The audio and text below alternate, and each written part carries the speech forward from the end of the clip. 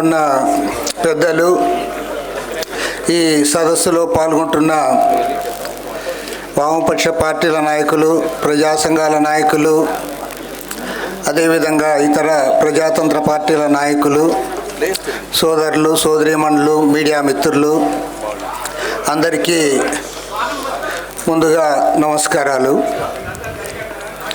ఇవాళ పార్లమెంట్ ఎన్నికలు అతి సమీపంలో మన దేశంలో జరగబోతూ ఉన్నాయి. అదేవిధంగా మన రాష్ట్రంలో కూడా పార్లమెంట్ ఎన్నికలతో పాటు అసెంబ్లీ ఎన్నికలు కూడా రాబోతూ ఉన్నాయి. ఇవాళ దేశంలో ఒక ప్రమాదకరమైన పరిస్థితులు మనమందరం కూడా గమనిస్తూ ఉన్నాం, ఎదుర్కొంటూ ఉన్నాం. అందరూ కూడా దాన్ని ఆలోచన చేస్తూ ఉన్నారు. అదేవిధంగా మన రాష్ట్రంలో చూస్తే ఏ రాష్ట్రంలో కూడా లేనంతగా ఒక పెక్యులర్ సిచ్యువేషన్ మన రాష్ట్రంలో, ఇంత విచిత్రకరమైన పరిస్థితులు మనం ఏ రాష్ట్రంలో కూడా చూడము. అది మన రాష్ట్రంలోనే మనము చూస్తూ ఉన్నాం. మరి మోడీ 10 సంవత్సరాల పరిపాలన పూర్తి చేసుకొని వారందరూ కూడా మళ్ళీ మాకు 3వసారి అవకాశం ఇవ్వండి, మాకు హ్యాట్రిక్ కొడతాం, ఇవాళ ఖచ్చితంగా మళ్ళీ బీజేపీ అధికారంలోకి వస్తుంది అని వారు డంకా బజాయిని చెప్తా ఉన్నారు. గత 10-15 రోజులుగా సీట్ల సంఖ్య కూడా చెప్తా ఉన్నారు. బీజేపీ 370 స్థానాలు, ఎన్డీఏ 400 స్థానాలు, ప్రతిపక్షాలకు ఏమీ ఉండదు, మేము మళ్ళీ అధికారంలో పెద్ద మెజారిటీతో రాబోతూ ఉన్నామని ఒక మైండ్ గేమ్ ఇవాళ సాక్షాత్తు ఈ దేశ ప్రధాని నరేంద్ర మోడీ ఇవాళ పెద్ద ఎత్తున ప్రచారం చేస్తూ ఉన్నాడు. చాలా ధైర్యం ఉండాల. ఎందుకంటే 10 ఏళ్ళు అధికారంలో ఉన్న ఈ పార్టీ, ప్రధాని నరేంద్ర మోడీ, నారాయణ గారు కూడా వేదికపైకి రావాలని కోరుతా ఉన్నా.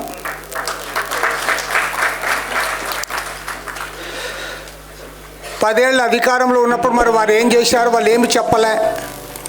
వాళ్ళ ప్రచారంలో కూడా ఎక్కడ చెప్పుకోవడంలే. 2019 ఎన్నికలు కాదు, 2014 ఎన్నికల్లోనే వాళ్ళు వాగ్దానాలు చేశారు. ఆ వాగ్దానాలు ఏవి కూడా అమలు చేయలే.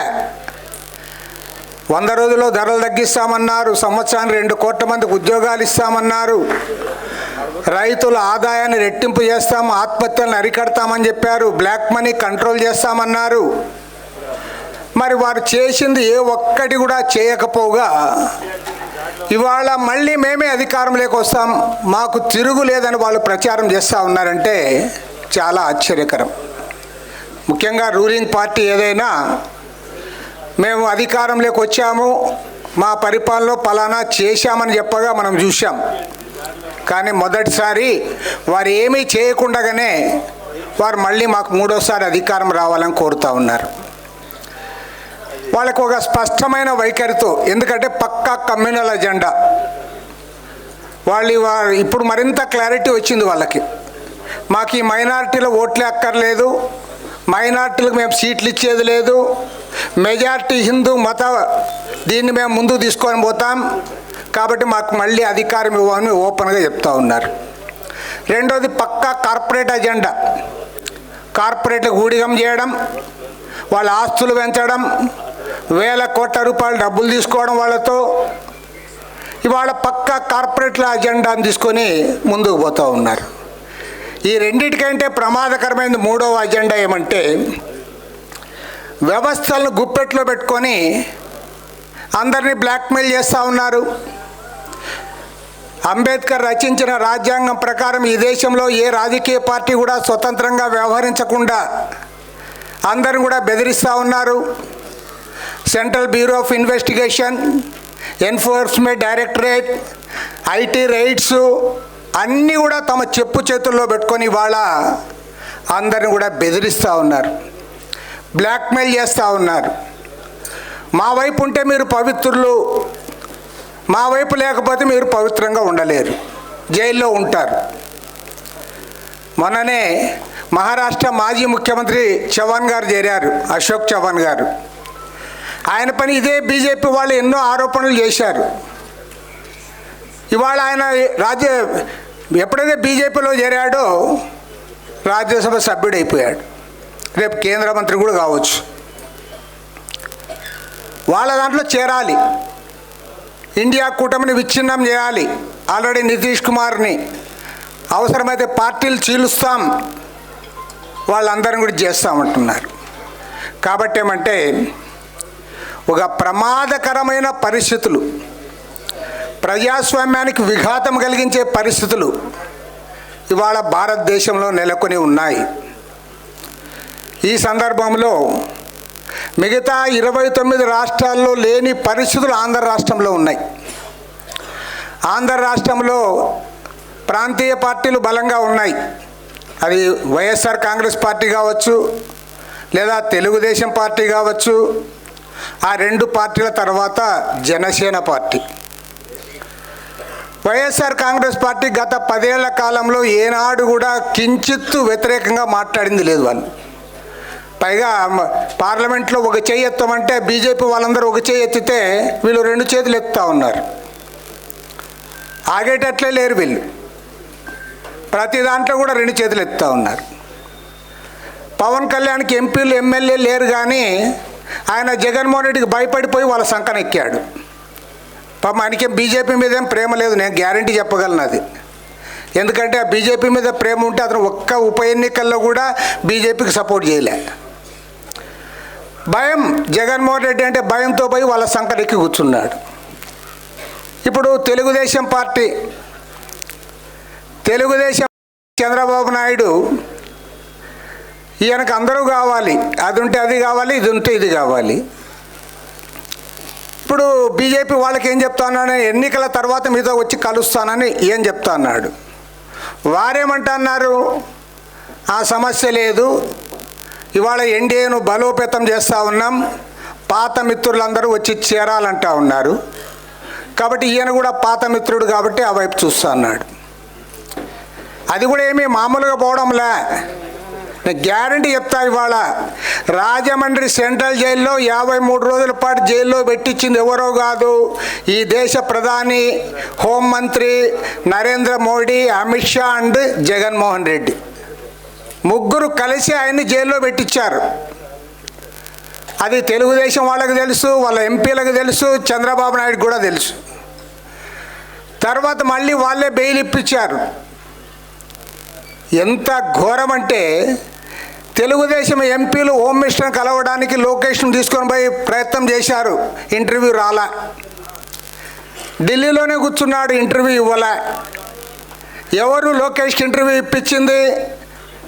తెలంగాణ ఎన్నికల్లో మనకు నష్టం జరుగుతుందని చెప్పి తెలంగాణ ఎన్నికల్లో తెలుగుదేశం పార్టీ పోటీ చేయకూడదని ఒక నిబంధన పెట్టి అమిత్ షా దగ్గరికి కిషన్ రెడ్డి, పురంధరేశ్వరి వాళ్ళు తీసుకొని పోయారు రహస్యంగా, పక్కా రహస్యంగా. తర్వాత బెయిల్ వచ్చింది. గతంలో ఎన్నో ప్రభుత్వాలు, ఎంతోమంది ప్రధానమంత్రులు చూశాం, కానీ ఇంత ఓపెన్గా, నిస్సిగ్గుగా, నిర్భయంగా ఒక బ్లాక్మెయిల్ చేసే ప్రధానమంత్రిని ఇవాళ చూస్తూ ఉన్నాం. వాళ్ళే జైల్లో వేయిస్తారు, వాళ్ళే ఇంటర్వ్యూ అరేంజ్ చేస్తారు, వాళ్ళే బెయిల్ ఇప్పిస్తారు, చివరి కేసులు పెండింగ్ పెట్టిస్తారు. 17A విషయంలో 90 రోజుల పాటు విచారణ పూర్తి అయిన తర్వాత కూడా ఇవ్వలే, తీర్పు చెప్పలే. ఆ తర్వాత ఇప్పుడు తీర్పు చెప్పకుండా దాన్ని కూడా పెండింగ్ పెట్టారు. ఆ తీర్పులో 2 జడ్జిలు తలా ఒకటి చెప్పి ఒక పక్కా బ్లాక్మెయిలింగ్ ప్రభుత్వం ఇవాళ కేంద్రంలో అధికారంలో ఉంది. కాబట్టి ఇవాళ చంద్రబాబు నాయుడు కూడా సరెండర్ అయిపోతూ ఉన్నాడు. కొంతమంది అడుగుతా, మొన్న ఎవరో విలేకరులు అడిగారు నన్ను, కాదండి వాళ్ళంతా బలమైన పార్టీలన్నీ కూడా అవతలుంటే మీరు ఏం చేస్తారని. బలమైన పార్టీలన్నీ కూడా సరెండర్ అయితే అందరూ సరెండర్ కావాలని అడుగుతా ఉన్నా. గ్యారంటీ చెప్తా ఉన్నా, ఇవాళ తెలుగు జాతి ఆత్మ గౌరవాన్ని ఢిల్లీ నగర వీధుల్లో తాకట్టు పెడతా ఉన్నారు. ఈ రాష్ట్ర ముఖ్యమంత్రి జగన్మోహన్ రెడ్డి, ప్రతిపక్ష నేత చంద్రబాబు నాయుడు, మరో ప్రాంతీయ పార్టీ నేత అందరూ కూడా ఢిల్లీలో సాగిలపడతా ఉన్నారు. తెలుగు జాతి ఆత్మగౌరవాన్ని ఇవాళ బజారుకిడుస్తూ ఉన్నారు. స్వాతంత్ర పోరాట కాలంలో టంగుటూరి ప్రకాశం పంతులు, అల్లూరి సీతారామరాజు, ఎంతోమంది విప్లవకారులు ఈ తెలుగు జాతి గడ్డపైన ఆ పోరాటంలో ప్రాణాలకైనా తెగించి పోరాడారు. అదేవిధంగా దేశవ్యాప్తంగా గౌరవాన్ని పెంచారు కమ్యూనిస్ట్ నేతలు. పుచ్చలపల్లి సుందరయ్య గారు, చెండ రాజేశ్వరరావు గారు జాతీయ స్థాయిలో వామపక్షాలకు నాయకత్వం వహించి పేరు తెచ్చారు. చివరకు ఎన్టీ రామారావు గారు, అరో ఇందిరాగాంధీ ఎంతో బలంగా ఉన్నా సరే ప్రభుత్వాన్ని పడగొడితే ధైర్యంగా ప్రజాస్వామ్య పరిరక్షణ ఉద్యమాన్ని నడిపి పోరాడాడు తప్ప వాళ్ళ ఢిల్లీ వాళ్ళ కాళ్ళ దగ్గర కూర్చోలే, సెంట్రల్ గవర్నమెంట్కి సరెండర్ కాలే. కానీ దురదృష్టవశాత్తు ఇవాళ పిరికి పందలు, అసలు ప్రతిదానికి భయపడే వాళ్ళు ఇవాళ రాష్ట్రంలో నాయకులుగా ఉంటూ మోడీ దగ్గర సాగిలపడుతూ ఉన్నారు. కాబట్టే నేను స్పష్టంగా ఒకటే చెప్పదలుచుకున్నా, మొత్తం ఎలక్షన్లు అయ్యే వరకు ఒకటే ఒక మాట, మోడీ ప్రధానమంత్రి కావాలనే వాళ్ళందరూ కూడా వాళ్ళు తెలుగుదేశానికి కానీ, వైఎస్ఆర్ కాంగ్రెస్ కానీ, జనసేనకు కానీ, బీజేపీకి కానీ వాళ్ళ కోట్లు వేసుకోండి. ఈ రాష్ట్రానికి అన్యాయం చేశాడు, రాష్ట్రానికి ప్రత్యేక హోదా ఇవ్వలే, విభజన హామీలు అమలు చేయలే, దేశాన్నంతా కూడా ఇవాళ ప్రమాదంలో ముంచుతూ ఉన్నాడు. ఈ మోడీ పోవాలనే శక్తులు, వ్యక్తులు, సంస్థలు, ఓటర్లు అందరు కూడా కలిసికట్టుగా మాతో కలిసి రావాలని కోరుతూ ఉన్నాం.